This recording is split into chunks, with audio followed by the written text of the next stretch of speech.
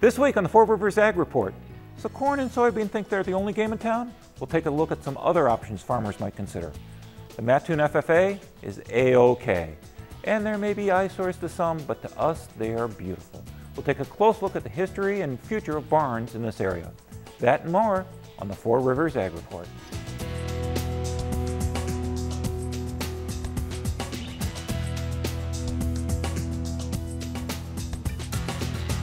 Hi, and welcome to the Four Rivers Ag Report. I'm Fred Peralta. The rain has slowed the harvest down a bit, and for the general well-being of the guys who've been out there for 3 weeks straight, that's probably a good thing. It's hard to get an exact figure on the harvest, but many of you are just about done, or at least pretty far along. It appears what's left are those late maturing or replanted patches from our wet spring. Farmers throughout the nation, are, for the most part, are harvesting a better corn crop than they had expected. But as Todd Gleason reports, it's still not as good as last year's corn crop. USDA says farmers this season will harvest an average of about 148.1 bushels of corn to the acre. Nationally, that's better than many producers had feared just a month ago. Still, it's not as good as last year, says Illinois ag economist Scott Irwin. Basically, it appears that farmers were probably overly pessimistic about their yield prospects in, say, August and early September. And so when they went into the fields, the yields turned out to be better than those expectations. But it was still, for example, in Illinois, worse than last year. Proof is right there in the Illinois average corn yield. It dropped from 161 to 159. And I think that if you just listen to kind of the market chatter in that stream, you wouldn't have expected that. Maybe, but it doesn't portend a higher market.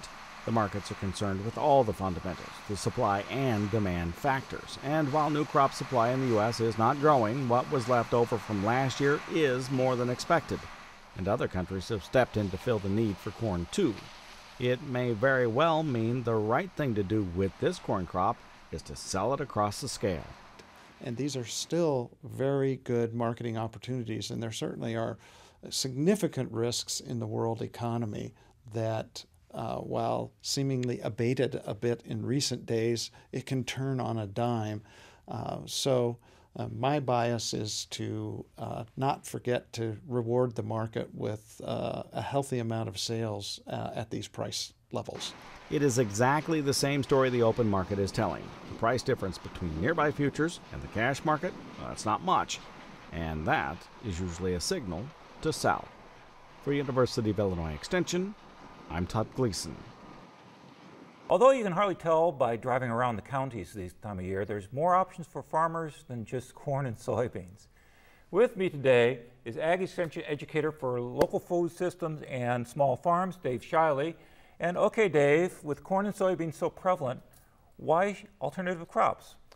Well, alternative crops are possibly a way for farmers traditional row crop farmers to expand and diversify their operation. Might reduce their financial risk, adding a little bit of income as a way to expand their market. So earlier today you talked about somebody using alternative crops as a second income. Tell me about the soybeans, not the soybeans, strawberries farmer. Well, there's a local producer in Douglas County that's producing strawberries, and in fact he's using high tunnels. An Amish producer, and high tunnels. A high tunnel is essentially like the old plastic-covered greenhouse, high hoop. So it doesn't have any heat in it. But it's a way to extend the season, either a little bit ahead and towards the end. With our weather, it's always helpful to extend it favorably one way or the other. Right. Who gets involved in alternative crops? What sort of people get involved in that sort of food development? Sure. It might be someone that is wanting to get into agriculture production, wants to go into farming, but may not have, because the land resource necessary is not as large. If you're going to produce something like vegetables or pumpkins as an example, another example, it might be someone that doesn't have the resources, financial resources or access to a large amount of land. and doing that in conjunction with continuing to work a second job, maybe working into it a little bit at a time. Starting out with an example with vegetable production, might start trying growing tomatoes and then expanding to growing tomatoes and peppers and zucchini the following year. And just a lot of people enter the vegetable production market that way. So getting into vegetable production is just one of the alternatives. Right. But you know, how can somebody do? I mean, what are the pitfalls of getting into that sort of production while you're trying to do other sorts of agriculture? Right. There really is. It really needs to be a careful analysis of what you're getting into, because a lot of these crops, like Christmas tree production, requires a very concentrated amount of time in the middle of the summer, early summer, for tree shearing. So you want to make sure you've got the labor resources, the equipment, and probably at the beginning you want to look at, where am I going to sell my product? You know, what's the market? How many pumpkin producers or Christmas tree producers are in the area? You know, if I'm going to have a cut your own or pick your own orchard, as an example, pick your own orchards. If there's several within a 10-mile drive, you may want to consider another alternative crop. What if you have some land that's just not perfect for regular corn and soybeans? What sort of land would be useful for some of these alternative crops? Well, it kind of depends. You don't want to also do some research on the crop you're producing. You know, that just because it's not a corn or soybean plant, it still has growth requirements. So it's going to do better in a certain type of soil. So, for example, most of our pumpkins in Illinois is one of the top pumpkin producers in the United States, believe it or not. And it does a little bit better in sandy soil. So those counties over around Peoria with sandier soil are where the bulk of the commercially grown pumpkins for the pumpkin we're eating at Thanksgiving come from. Our pies, that's right. But a lot of pumpkins are grown and sold at farmers markets. But really, you know, what does that plant need to grow? And then the type of land, that little corner piece of land, you know, what are some restrictions? If I'm going to grow trees, as an example, do I have a high deer population there? And am I going to have to invest in fencing? And so those kind of considerations as well. Yeah. So you mentioned trees and on forestry. Is that an alternative crop? Well, we hear a lot of discussion about producing biomass, woody biomass, or I mean biomass that not so much woody biomass in Illinois, but switchgrass, miscanthus, and other states are doing a lot of research in the area of woody biomass production, where you're growing trees as a crop right in a row. You harvest them all at the same time on a 15 to 20 year rotation, and those are chipped up and utilized like the production system here for energy on campus. Yes, that's amazing. That a plant is just amazing, and I think about, you know, where is the stuff going to come from? So you mentioned switchgrass or miscanthus? Right. Okay. Is that something a farmer could grow commercially, and is there a market for that sort of stuff? Well, they could produce that commercially. The restriction, and one of the things in terms of market analysis, is how is that product going to, how far do I have to haul it to be processed? Is there a processing mechanism available? And our biofuels are in that kind of incubator stage, probably. I would say in so, terms yes. of getting that, you know, pelletized. Do I have to? How far do I have to haul it? Because then your transportation costs might get to a point where it doesn't make economic sense. Aquaculture is another area that a lot of producers thought, well, I've gotten out of the hog business. I've got a building pond, there. yeah. Well, put it inside a building and produce fish in a tank. Yeah. And the shortfall in that operation for Illinois has been a processing facility for those fish. So you know, you've got to look at that whole line of from beginning to end in terms of planning. Okay, so the theme I'm getting from you is that these alternative crops are definitely an alternative. However, you have to do your homework. Is that right? That's very correct. You want to do a marketing plan right from the beginning. You know, what am I gonna do, and then start investigating. Well, how am I gonna grow it? Do I have the resources? But really put together a business plan, and we have folks within the University of Illinois Extension that can help facilitate that. On the Farm Doc website, they can get information about business plan development. We have several programs, the Beginning Farmer program in Illinois, that someone that's never been in it before, especially those people that I always wanted to farm, really need to back up and say, you know, I want to farm, but can I make it go? You can't afford the $100,000 tractor. Can you afford the vegetable garden? That's right. So you mentioned the website. Particularly a book about vegetable gardens, fruit and vegetables in Illinois. You want to give that address? Oh, sure. On our University of Illinois Extension website, you can go to the commercial agriculture icon and then go to small farms. So it's just webextension.uiuc.edu, and then if you / and type in small farms. And then you can find a couple of good resources. One is subscribing to our Illinois Fruit and Vegetable newsletter. And they can do that online for free. They can have it mailed. There's a small fee for that. There's a couple of websites, one called Market Maker and one called Illinois Farm Direct. And both of those, someone can search, even a consumer can search for an orchard or someone that's growing organically produced eggs. Find that place that they can go purchase that commodity, or if you're going to grow it, find your competitors and maybe, well, maybe I don't want to do that, you know. So it looks like we have a lot of alternatives for farmers to consider. So thank you, Dave. You're welcome.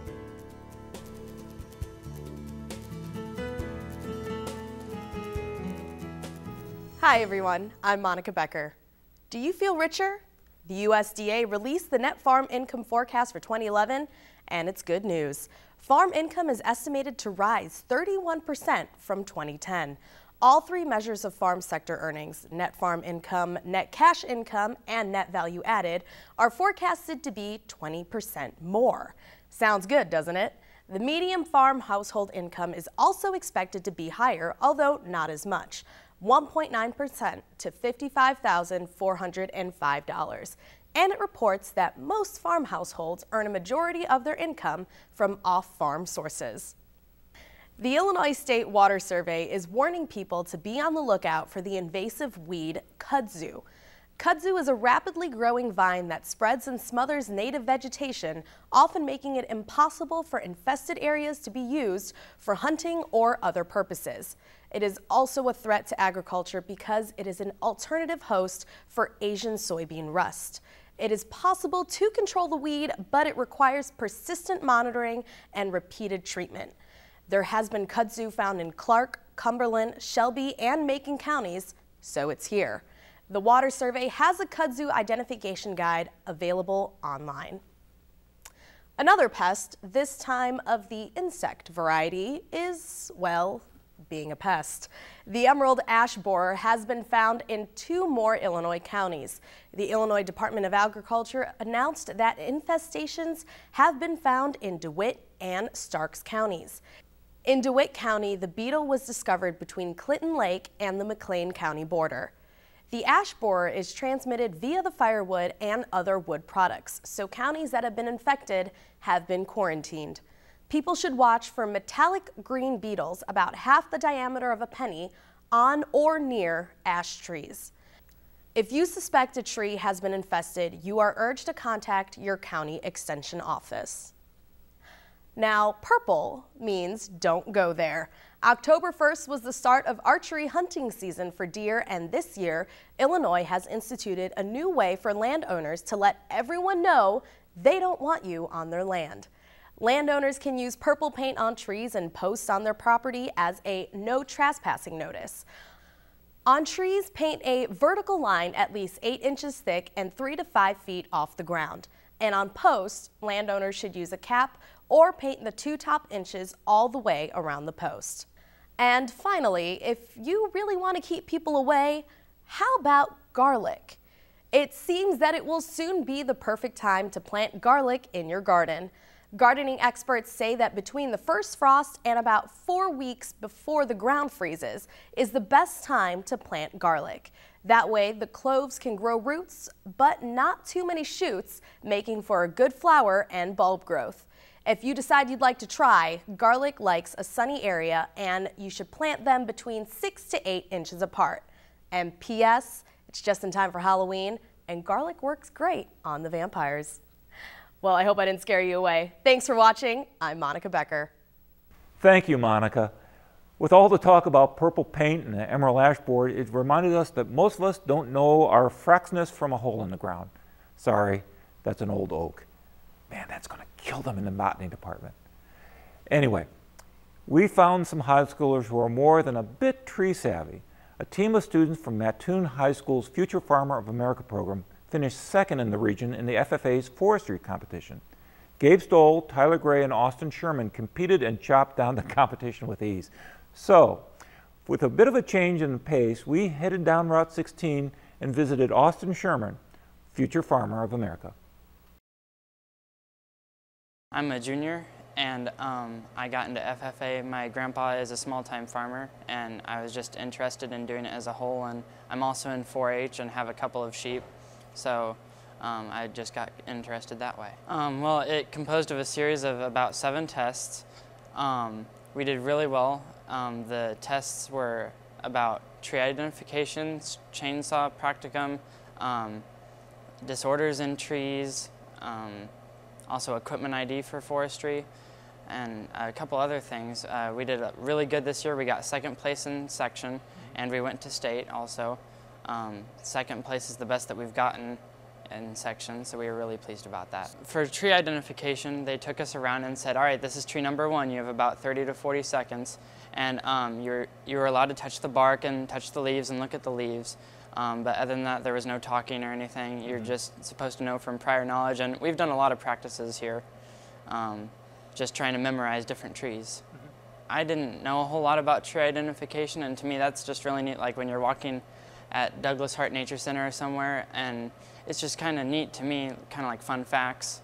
I used to go to St. John's and we did an eco team, nature team, and we did stuff similar to that, and I found it really enjoyable. So I thought this would be really like it, and it was. It was our first time ever going to state. There was, the competition seemed a little bit more heightened, everything seemed a little bit more intense. Tree identification I think was a little bit harder, and also a couple of the other tests just seemed a little bit harder, and it just seemed kind of like a bigger meet would be, just a little bit more upscale, up level. I think we did really well, especially considering this was our first year at state. We considered it really good if we were to maybe get in the top 10 or right around there. To give you a perspective, there were about 20 teams there, so there was about 100 kids, a little over 100 kids total. This is mainly soybean and corn area. There also are a lot of trees, and trees are really important for filtering the atmosphere, for wildlife habitat, also for production and stuff, and also to prevent erosion. If we neglect trees, they're not, they won't be protected as much, and it'll eventually lead to downfall, I think. I started when I was like about 7, riding in the combine and grain truck with my grandpa, and my mom also helps. And then I started 4-H when I was about 9. So I've been in ag almost as long as I can remember. He farms north of Humboldt a little bit. We actually live on 1 acre of the 40 that's around us, and then he farms up by Arcola and around Arcola, Humboldt area. Just this past year I learned how to drive the grain truck. I had learned how to use a stick shift before, but I had never used the actual big grain truck before. I did a little bit of disking on Monday. I also help out with chopping or anything else, and then usually I'm just along for the ride on the combine.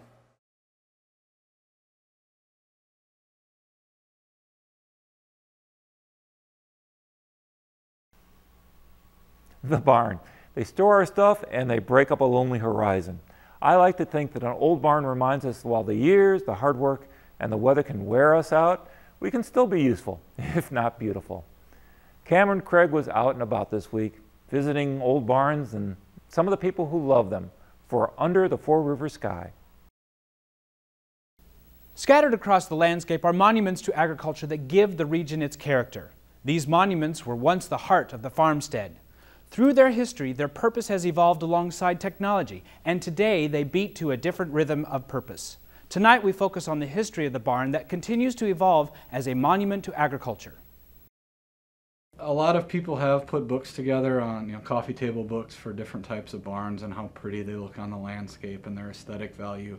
And that's largely a function of what types of people were living in those areas and maybe what some of their ancestral heritage, what they brought with them over from possibly Europe, especially here in the Midwest, where most of the original settlers here had some sort of European heritage. So barns, just like the Europeans, came over from various places in Western Europe and moved right along with those people as they moved west across the United States, from New England to Illinois to further on west to where they finally settled. So barns do have a certain aesthetic value, but I think first and foremost people should understand that barns look a certain way because of when they were built, where they were built, and what type of agricultural practice was happening there, and also who built them.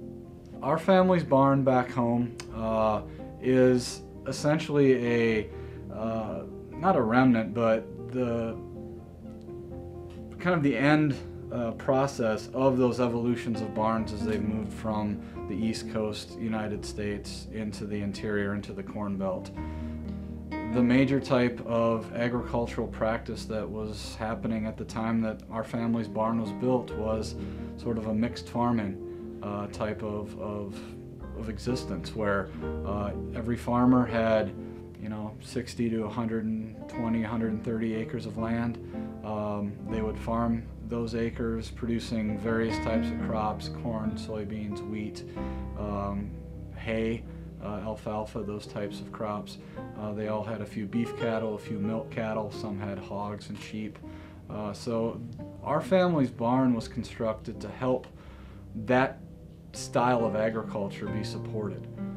The barns that we see today, and even storage barns for that matter, storage barns for implements have had to become bigger. You see just various gabled roofs, machine shed types of structures that have been built to house the larger implements that farmers have today.